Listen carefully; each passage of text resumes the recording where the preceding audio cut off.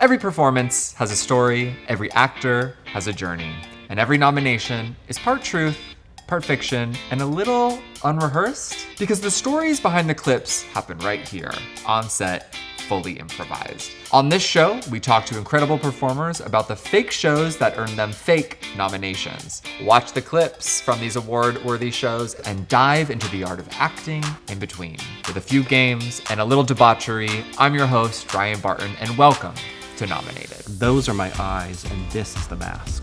Right. This is all armored. Beautiful. Years of being invisible. I mean, you can relate to that. There are actors who play crazy, and there are actors who find the heart inside madness. With a quiet confidence that lands like a knockout punch, he turns chaos into humanity. Everyone, please welcome Alex Staggs. Thank you so much. Of course, Alex. So nice to be here. It's so nice to have you. I love those words. Yeah? Yeah. Do they resonate? They do. Yeah, really, I can feel it head to toe, as Yeah. they say. I can really drop into that. You know, to prepare for this interview, I've watched a lot of your stuff.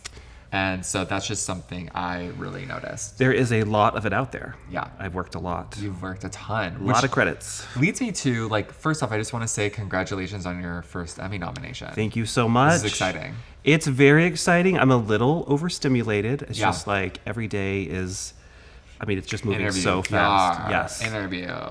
Bam, bam, bam. Yeah. Yes, all those things. And I love it. It's really nice. It feels like it's nice to finally be taken seriously, to Yeah. finally be acknowledged. It feels nice to finally arrive. Yeah. Yeah. And arrive you have. And in that madness, I am trying to find some stillness just to locate myself in the space energetically. You know, it's important to find those moments of quiet. Yeah.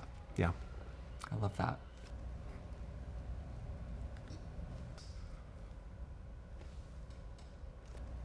When did you first know you were an actor? Like, when did you get bit by the bug? If I'm honest, in 6th grade, Yeah.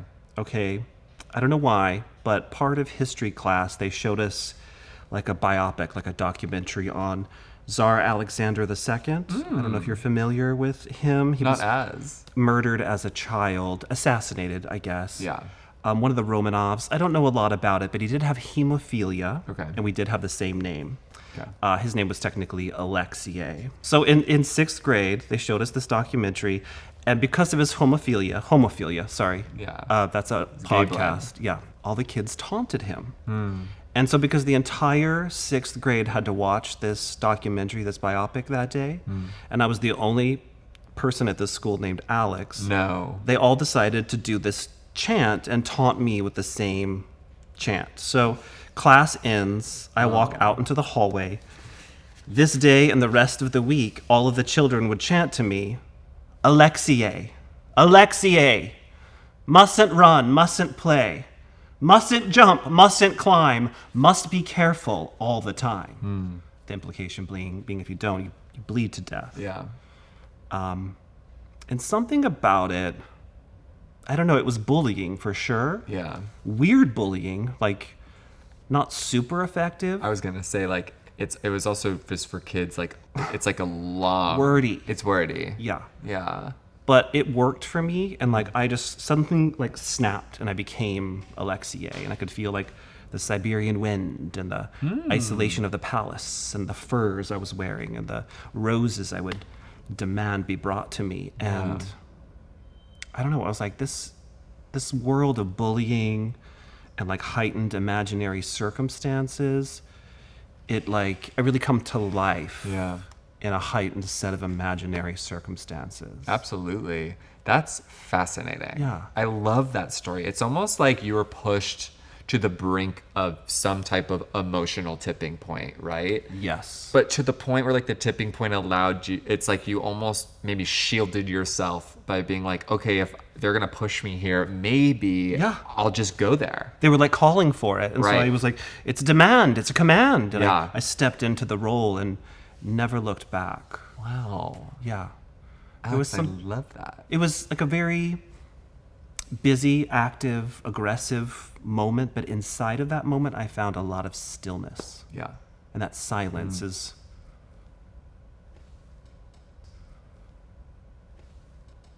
very loud. Yeah. You know, I think back to my early years and I'm like, how did I get into acting? Or did I get into acting ever through like bullying or whatnot? Yeah. And I'm like, I definitely was bullied. For sure. But I think I just was kind of, I almost said the word normal and just cried.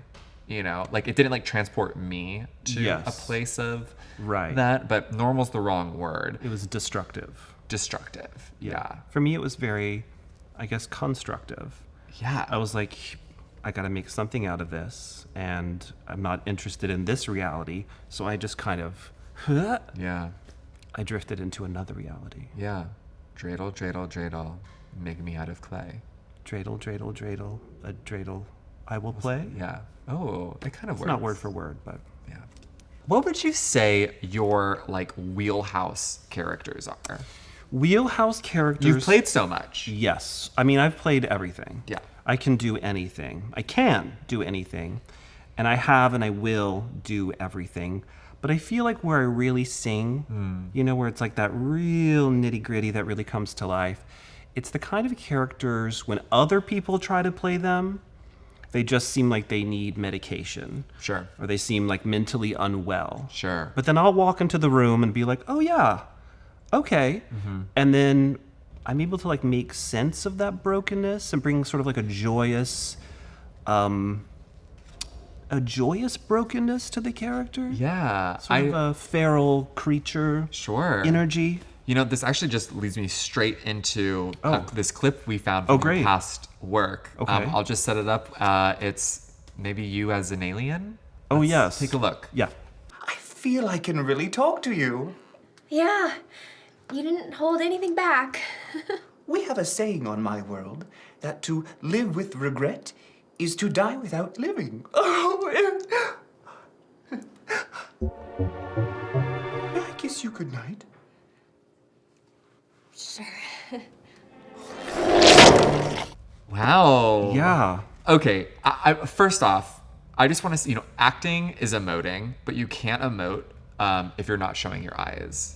And I just want to say this clip for me, like you have so much makeup on, but your eyes do so much work. Thank you. Can you just go into the acting through the makeup? I didn't think of it as makeup. I thought of it as my skin. It was nothing added to me. It was almost like it was revealing me. And I always say that I'm never more comfortable than just acting normally in absurd circumstances. And so playing a creature, playing an alien, which I've done quite a few times actually, is actually the most comfortable for me because I feel like I can actually just reveal my eyes. I can actually just reveal myself. Right. So I feel like those are my eyes and this is the mask. Right. Like Wow. this is all armor. Alex, I love that. It's beautiful. You'll never know me. Yeah. That's what it's what I'm getting, but it's what makes you so mysterious. Yeah. It's a kind of panicked guardedness. It's also an aggressive distancing and also a desperate need to connect. Sure. That adds up to my personality. Right. Because I don't exist. Yeah. It's sort of my whole philosophy. So if you give me an identity, then I really come through. Right. Does that make sense? It I'm absolutely everything and makes nothing. sense. Yeah. Everything and nothing. Yeah. Active and invisible. Duality. Oh my God, I'm a Gemini. A double gem. Four personalities in there. Yeah. You know, I went out for this role. I almost booked it. Yeah. Okay. Yeah, and it was for something like it was CGI, right? But it was still I was Right. like playing like the animation, like they put me in the suit and I had to like emote, and that was actually so fun because I was just, I was having to think of it physically first, right? Like who is this person first, and it was so freeing. So I totally understand what you mean when it's just like you just get to be free when you're in your acting. Yes. That was so fun.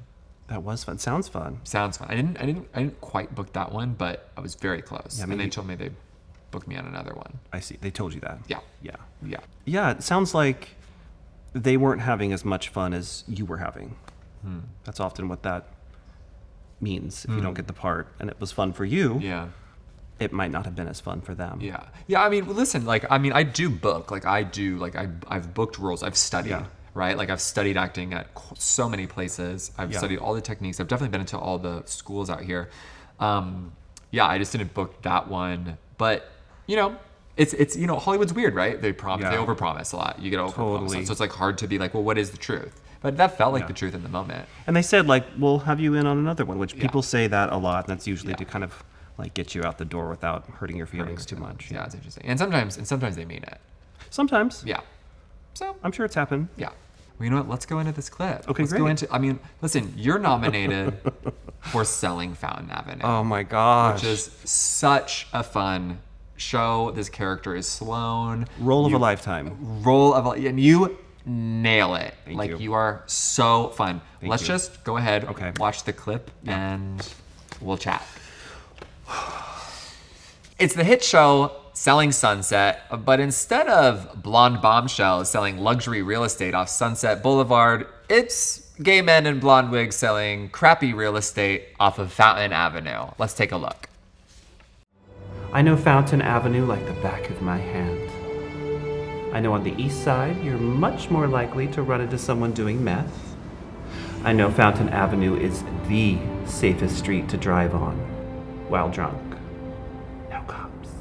And I know what it takes to stay committed to something you believe in for as long as it takes to get the job done. Plumber Pete, I'm your girl. And what do you see? I only see half of it. Interesting. Do you see it fully or only half-truths? You know what I think it would feel like to someday sell a home to someone and not just rent an apartment? I think it would feel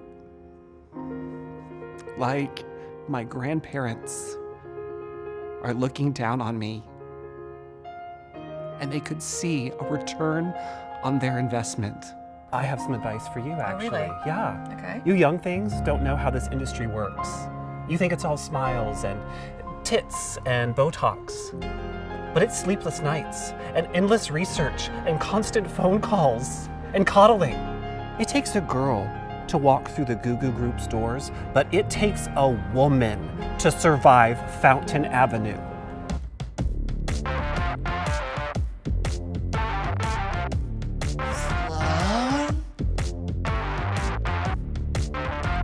Guess who just closed escrow on a 3-bedroom at Vermont and, well, you know the other cross street.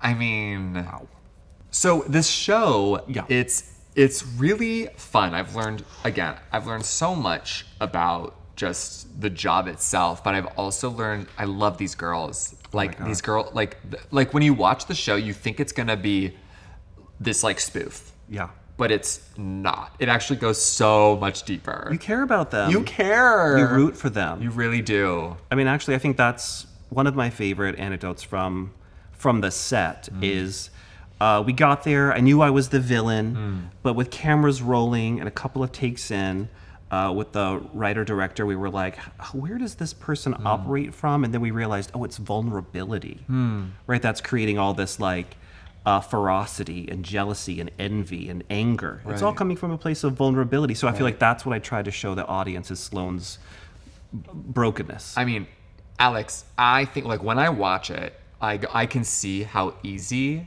it would be to play this as a villain. Yes. But the way you play it, it's so fun, unexpected, and it's so deep. It's such a gift to be the villain, honestly, because they're the most nuanced characters with the biggest kind of most complicated backstory to unpack, and it's just about acting truthfully under the given circumstances. Yeah. Wow. Yeah.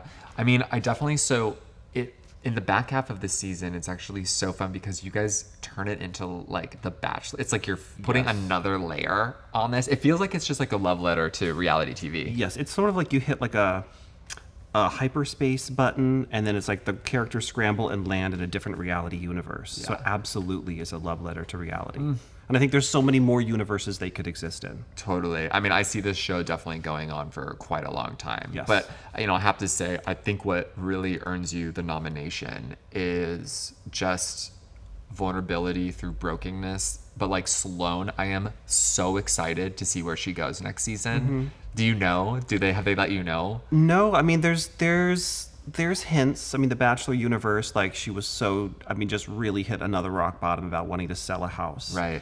And I feel like she's got to at least get something in escrow. Right. I just feel like she hasn't had anything destined in escrow yet. to even have just like a something signed in paper, even if it's temporary. Right. I think something that I love, and I think they hinted at for like a season 2, is like, you guys, the whole cast, like you guys are all selling these apartments, right? Like you're wheeling and dealing apartments, Yes. and you're all dying to sell a house. Yeah. Which I think is so funny. Yes. Yeah, it's just different.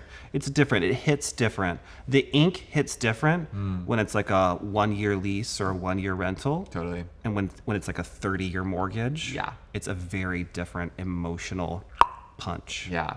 Oh my gosh. And I just wanted to say one thing about the character of Sloane because, I mean, I wasn't even the director creator's first choice. I think I got that part when everybody else that they were interested in and said no or passed. Right. But I looked at that as inspiration and I thought, this is mine. Yeah. I'm here. Yeah. I'm going to make it work. Yeah. And work you did. When I watch this role, when I see you as Sloane, I do not see anyone else playing this. Thank you. That's what got me through that day. I found a moment of stillness in my car and I thought, okay, I'm walking into a toxic situation where people don't want me here. And it could feel very ugly and awful, and it probably will.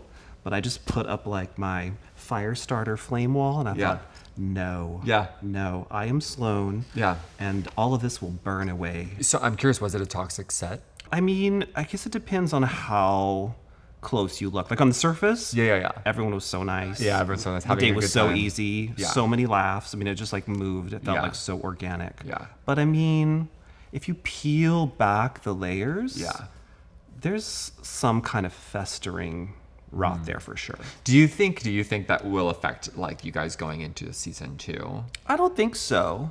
I think we'll keep the machine going. I think part of that is what makes it exciting. It's like what we show up for. Yeah. It's to be like nice to each other face to face, but then just underneath the there's this kind of just like gut rejection of each other as people.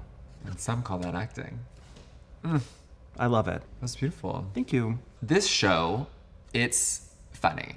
Like, it is very funny. But this moment for Sloane, you're talking about what this actually means to you. Like, you have a whole family of realtors. Like, you want to prove to them like why you're here and how you can do this. And this is probably Sloane's like lowest point in the season.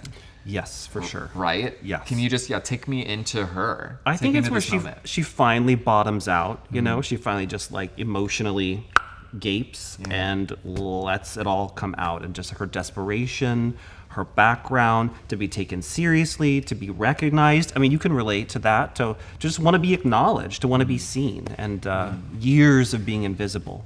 And she's definitely had that experience. Yeah. I mean, this show, I'm learning so much about just realty in general. Yeah. Right? And also, like... It's good backup. Realty? Uh-huh. Yeah. But some say, like, it's important to, like, this is, like, a craft that I love so much, so I should keep on doing it, right? Like, I don't want to give up. I mean, have you ever watched Shark Tank? Yes. And sometimes they'll say, you should just take that business out back behind the shed and shoot it. Yeah. Yeah, I can't, though. I love it too much. Okay. I think I would die without it. And also, I book. Yeah. I book. That's right. Yeah. And I'm gonna get Emmy nominated one year. Yeah. Absolutely. Yeah. It's not this year, but... No, but there are other years, and people will be nominated. People will be nominated, and there are other years. And people die, people pass on, people quit. Yeah. A lot of people are leaving LA. Yeah, they are. And some people say, sometimes it's just being the last one left. That's right. You just don't quit. You just don't leave. Somebody told me that actually the highest earning category in commercials is like 65 and over for men in medication. I think it's like ED medication, all the medications. Wow. So I mean, like 10 more years and you're there. Yeah. Yeah. I'm 49.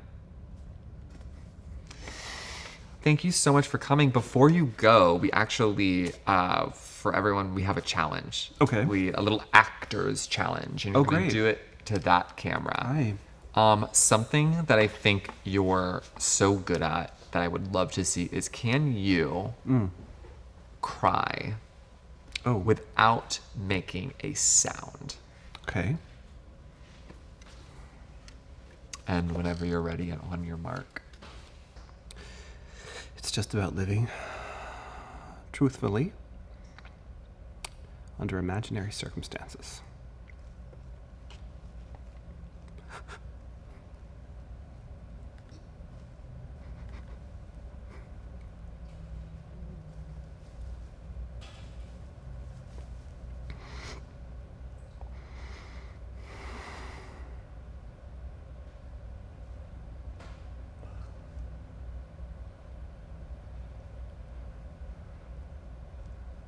Hey, come back. Come back. Hey, come back. Hi. Hey. You're on set and in a studio. You just... Alexei. Mustn't run, mustn't play. Mustn't jump, mustn't climb. Must be careful all the time. Hi. Hi. Wow. Whoa. For those of you at home, that was a master class. Are you feeling okay? I'm great. I don't know if it was hysterical crying. Yeah. It was more of an internal hysteria. That was hysteria for sure. Oh my God, Alex, that was amazing. Yeah. Thank you. Take that deep breath. Alex, thank you so much for coming. Thank you. This is was amazing. Delightful. This is delightful. Mwah. Seriously. Did I read that your manager went out of business? Yes. They left the business. They did leave the business. They left LA. They're in a different country or something. They went to Great Britain. Oh, that's right.